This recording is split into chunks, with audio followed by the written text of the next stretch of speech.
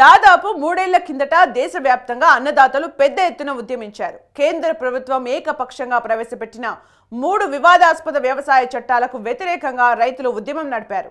ఢిల్లీ శివార్లలో చిన్న చిన్న గుడారాలు వేసుకుని దాదాపు ఏడాది పాటు సర్కార్కు వ్యతిరేకంగా అలుపెరగని పోరాటం చేశారు. ఈ పోరాటంలో చివరకు అన్నదాత గెలిచారు. వివాదాస్పదమైన 3 వ్యవసాయ చట్టాలను నరేంద్ర మోడీ ప్రభుత్వం బేషరతుగా ఉపసంహరించుకుంది.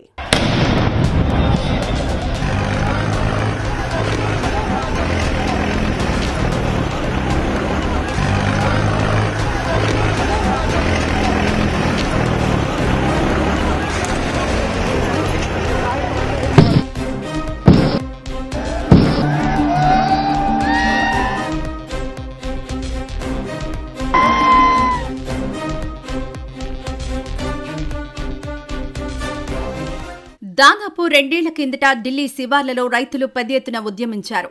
రైతుల బతుకులు బొగ్గిపాలు చేసే 3 వివాదాస్పద వ్యవసాయ చట్టాలను రద్దు చేయాలన్నదే అప్పట్లో రైతుల ప్రధాన డిమాండ్. ఈ వ్యవసాయ చట్టాల్లో ఎక్కడా పంటలకు కనీస మద్దతు ధర ప్రసక్తే లేదు. కనీస మద్దతు ధర డిమాండ్కు కేంద్రం అంగీకరించకపోవడంతో అన్నదాతలు ఆగ్రహించారు. ఉద్యమం బాట పట్టారు.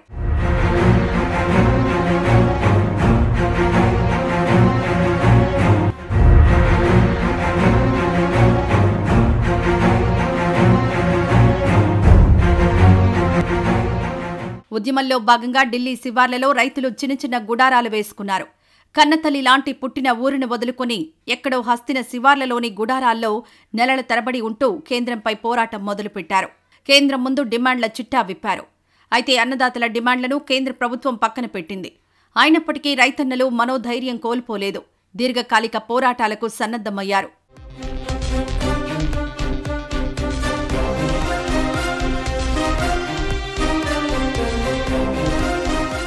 వాస్తవానికి వ్యవసాయ రంగంలో 170 మంది సన్న చిన్నకారు రైతులు, మరో 25% మంది మధ్యతరగతి రైతులు, మిగిలిన 5% మంది మాత్రమే భూస్వాములు. అయితే 5% ఉన్న భూస్వాములు ఎవరూ వ్యవసాయం చేయరు. పొలాల్లో విత్తనాలు చల్లరు, పొలాల్లో దిగి నాట్లు వేయరు, కోత కొయ్యరు. ఎక్కడో దూరంగా పట్నాల్లో ఉంటూ పల్లెల్లో తమకున్న 100 ఎకరాల భూములను కౌలుకిచ్చుకుంటారు.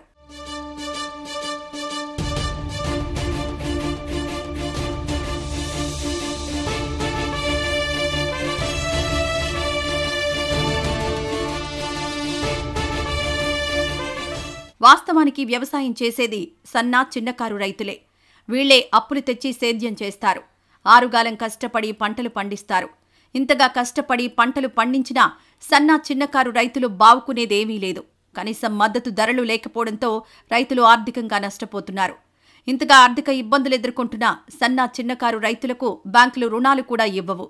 దీంతో ప్రైవేటు వ్యక్తుల దగ్గర పెద్ద మొత్తంలో వడ్డీలకు అప్పులు తెచ్చుకుంటారు. పంట పండితే నిల్వ పెట్టుకుని అమ్ముకునే యంత్రాంగం కూడా ఈ రైతులకు ఉండదు. అలాని ఎక్కడో దూరంగా ఉండే మార్కెట్లకు పంట తీసుకెళ్లి అమ్ముకునే స్తోమత కూడా ఈ అన్నదాతలకు ఉండదు.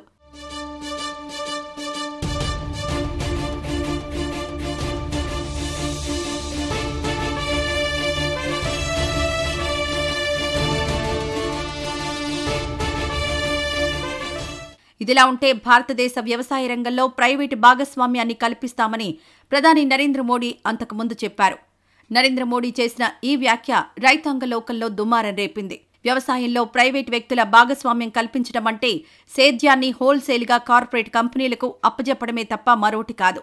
పార్లమెంట్లో కనీసం చర్చ కూడా జరపకుండా కేంద్ర ప్రభుత్వం 3 వ్యవసాయ చట్టాలు ప్రవేశపెట్టారు.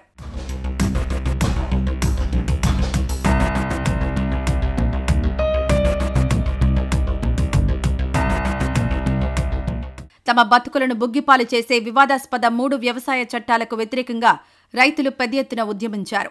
అయితే రైతుల ఉద్యమాన్ని అణచివేయడానికి ప్రభుత్వం తీవ్ర ప్రయత్నాలు చేసింది. ఎత్తులు పై ఎత్తులు వేసింది. ఒక దశలో ఖలిస్తానీ తీవ్రవాదులతో రైతులకు సంబంధాలున్నాయని కేంద్రం ఆరోపణలు చేసింది. ఖలిస్తానీ బూచి చూపించి రైతుల ఉద్యమాన్ని ఉక్కుపాదంతో అణచివేయడానికి చేసిందంతా చేసింది.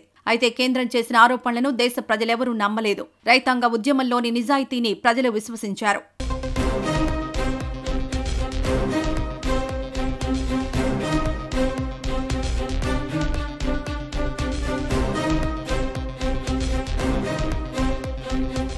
రైతు సంఘాల ప్రతినిధులతో కూడా చర్చలంటూ కేంద్ర ప్రభుత్వం కాలయాపన చేసింది.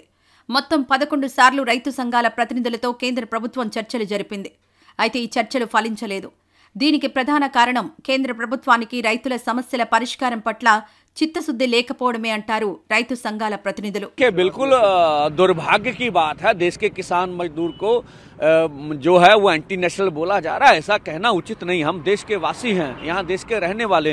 हम तो देश के प्रधानमंत्री से ये देश लोकतांत्रिक है, हम अपनी बात कहने जा रहे हैं. भी हमारी 75 सालों से किसी ने बात नहीं सुनी. जो आपने पिछले आंदोलन में हमें चिट्ठी लिखी थी उनको भी इम्प्लीमेंट नहीं किया. इसमें हमारा कोई तो ये दुर्भाग्य है. इस तरह का बोला जा. రోజులు గడిచే కొద్దీ రైతులు డీలా పడతారని ప్రభుత్వం భావించింది. ఉద్యమం నీరుగారిపోతుందని సర్కారు పెద్దలు లెక్కలు వేసుకున్నారు. అయితే అలా జరగలేదు. ఉద్యమిస్తున్న రైతులు మరింతగా రాటుదేలారు. మరోవైపు రైతాంగ ఉద్యమానికి దేశవ్యాప్తంగా మద్దతు పెరిగింది. ఈ నేపథ్యంలో ఇక భీష్మించుకు కూర్చుంటే అసలుకే మోసం వస్తుందని ఢిల్లీ పెద్దలకు జ్ఞానోదయం అయింది. చివరకు వివాదాస్పదమైన 3 వ్యవసాయ చట్టాలను ఉపసంహరించుకుంటున్నట్లు ప్రధాని నరేంద్ర మోడీ ప్రకటించారు. ఏమైనా ఢిల్లీ శివార్లలో 11 నెలల పాటు జరిగిన రైతుల ఆందోళన మన కాలపు మహోద్యమంగా చరిత్రలో నిలిచిపోయింది.